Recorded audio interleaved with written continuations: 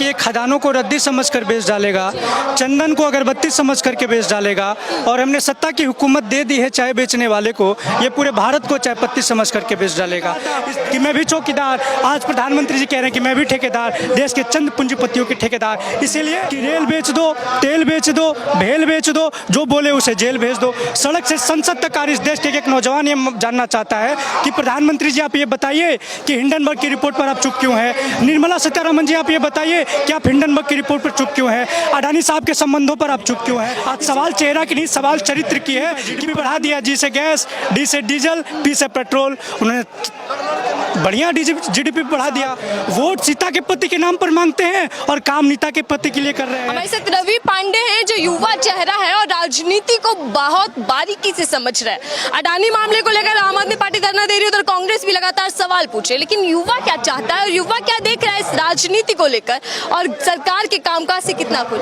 Sir, आप देख रहे हैं कि अडानी मामले को लेकर तो सरकार घिरी रही है, लेकिन सरकार चुप भी है। देखिए, मैं यही कहना चाहूँगा कि ये खदानों को रद्दी समझ कर बेच डालेगा, चंदन को अगरबत्ती समझ करके बेच डालेगा, और हमने सत्ता की हुकूमत दे दी है चाय बेचने वाले को, ये पूरे भारत को चाय पत्ती समझ करके बेच डालेगा। इस देश के लोगों के सपनों को व्यापार करने की जो काम किया जा रहा है प्रधानमंत्री जी और इनकी सरकार के द्वारा, देश के मजदूरों, श्रमिकों, किसानों के जो पैसे को अडानी साहब के साथ व्यापार करने की कोशिश किया जा रहा है, उनके सपनों को बचाने के लिए, उनके भविष्य को बचाने के लिए, उनके नेतृत्व को बचाने के लिए आज आम आदमी पार्टी यहाँ सड़कों पर उतरी है। और आम आदमी पार्टी की यही मांग है कि जो हिंडनबर्ग की रिपोर्ट है, उस रिपोर्ट पर आदरणीय देश के प्रधानमंत्री जी चुप क्यों हैं?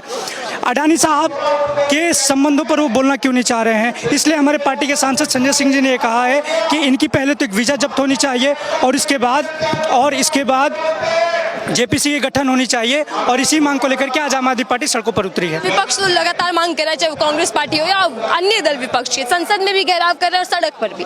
लेकिन सवाल ये कि पीएम मोदी आते हैं, 90 मिनट का भाषण देते हैं, लेकिन जवाब नहीं दे रहे वो। देखिए, प्रधानमंत्री जी को कॉमेडी करने की आदत हो गई है और संसद में आते हैं, मस्खरी करके चले जाते हैं, उनके पीछे तालियां बजती हैं, उनके सांसद मोदी मोदी के नारा लगाते हैं, वही उन्होंने इसको देश समझ लिया है। प्रधानमंत्री जी का एक ही नियत है कि रेल बेच दो, तेल बेच दो, भेल बेच दो, जो बोले उसे जेल भेज दो। सड़क से संसद तक आज इस देश के एक नौजवान ये जानना चाहता है कि प्रधानमंत्री जी आप ये बताइए कि हिंडनबर्ग की रिपोर्ट पर आप चुप क्यों हैं? निर्मला सीतारमण जी आप ये बताइए कि आप हिंडनबर्ग की रिपोर्ट पर चुप क्यों हैं? अडानी साहब के संबंधों पर आप चुप क्यों हैं? इसीलिए आज आम आदमी पार्टी इतना बड़ा आंदोलन कर रही है। अंग्रेजों की पॉलिसी थी डिवाइड एंड रूल, इनकी पॉलिसी है डाइवर्ट एंड रूल। ये तमाम मुद्दों पर हिंदू और मुसलमान, जाति और धर्म, अगड़ा पिछड़ा और अति पिछड़ों के साथ जो आपस में लोगों को लड़वाने का प्रयास कर रहे हैं, इन मुद्दों को ना भटकाए और सीधे सीधे जवाब दे कि जो आपने 2 करोड़ रोजगार का वादा किया था वो रोजगार कहाँ है? जो आपने कहा था कि हम महंगाई कंट्रोल में करेंगे, वो महंगाई की कंट्रोल कहाँ है? जो आपने कहा था कि हम भारत को विश्व गुरु बनाएंगे, भारत का हंगर इंडेक्स में हालात क्या है? भारत का ग्लोबल इंडेक्स में हालात क्या है? भारत का HDI रैंक क्या है? इन तमाम मुद्दों पर आप जवाब दें, आप मुद्दों को भटकाने का काम मत करें। आपने सुना नहीं, कह रहे पीएम मोदी मैं एक अकेला कितनों पे भारी हूँ, पता नहीं। तालियां भी पीटी गई सदन के अंदर। देखिए, तालियां नहीं पीटेंगे तो बहुत से लोगों का टिकट कट जाएगा, बहुत सारे लोग मंत्रिमंडल से बाहर हो जाएंगे, इसलिए तालियां पीटा जा रहा है। प्रधानमंत्री जी से किसी को कोई दिक्कत नहीं है। आज सवाल नेता की नहीं, सवाल नीति की है कि जिस नीति के साथ प्रधानमंत्री जी देश की सत्ता पर विराजित हुए थे, उस नीति को पूरा कर रहे हैं कि नहीं कर रहे हैं। आज सवाल चेहरा की नहीं, सवाल चरित्र की है कि प्रधानमंत्री जी ने जिन वादों के साथ देश की सत्ता पर काबिज हुए थे, आज काम कर रहे हैं कि नहीं कर रहे हैं। कोई भी व्यक्ति देश के प्रधानमंत्री जी पर हमला नहीं बोल रहा है, उनकी गलत नीतियों के खिलाफ बोल रहे हैं, उनके गलत नेतृत्व के खिलाफ बोल रहे हैं, उनके गलत एजेंडे के खिलाफ बोल रहे हैं, और इस देश के गरीबों और मजदूरों को पैसों के साथ, सपनों के साथ जो व्यापार कर रहे हैं उसके खिलाफ बोल रहे हैं। इसीलिए हमें कहना चाहते हैं कि जल्द से जल्द अडानी साहब के इस मामले को प्रधानमंत्री जी निष्पक्ष जांच कराएं और संसद में अपने बात बताएं कि उनके साथ इनका क्या संबंध है। वो कह रहे हैं कि विपक्ष एक साथ है, फिर भी मोदी उन पर भारी पड़ रहे हैं, मोदी के सामने नहीं चल पा रही किसी की। लोकतंत्र में यही घमंड तो इनको खाएगा।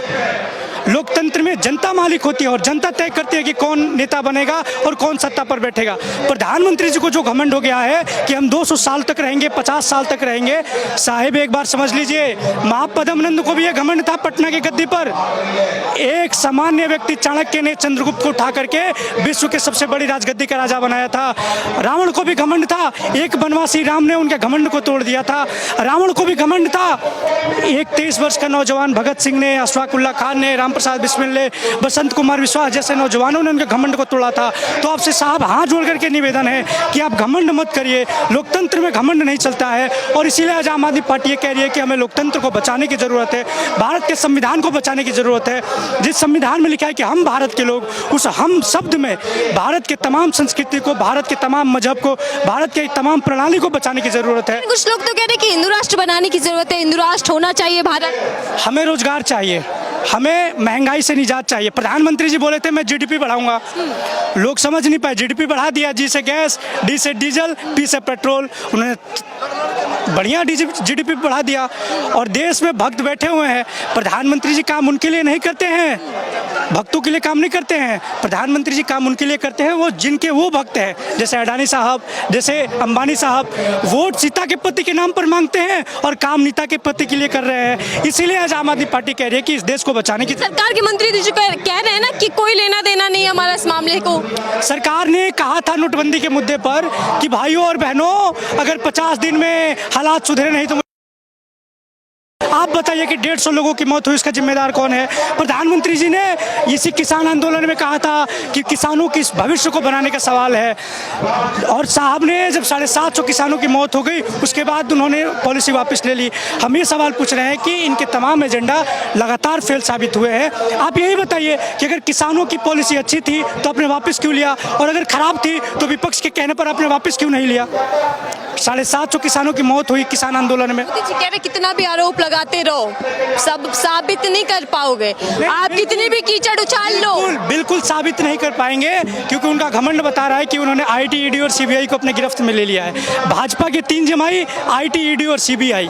जब जब इनको लगता है कि विपक्ष जनता की आवाज़ को बुलंद कर रही है, जब जब लगता है कि अरविंद केजरीवाल जनता की आवाज़ को बुलंद कर रहे हैं, वो शिक्षा की बात कर रहे हैं, वो स्वास्थ्य की बात कर रहे हैं, वो गरीबों और मजदूरों को बेहतर भविष्य देने की बात कर रहे हैं, तब तक प्रधानमंत्री जी को आईटी, ईडी और सीबीआई के माध्यम से आम आदमी पार्टी को कमजोर करने का प्रयास करते हैं। तो इसीलिए इनको पता है कि आईटी भी हमारे पास है, ईडी भी हमारे पास है, सीबीआई भी हमारे पास है, तो कोई विपक्ष क्या करेगा भाई? कितनी भी कीचड़ उछाल लो, कमल ही खिलेगा। पीएम मोदी ने खुद कहा सदन के अंदर। ये घमंड है उनका, ये घमंड है उनका, ये घमंड है। ये घमंड 1975 में इंदिरा जी को भी हुआ था।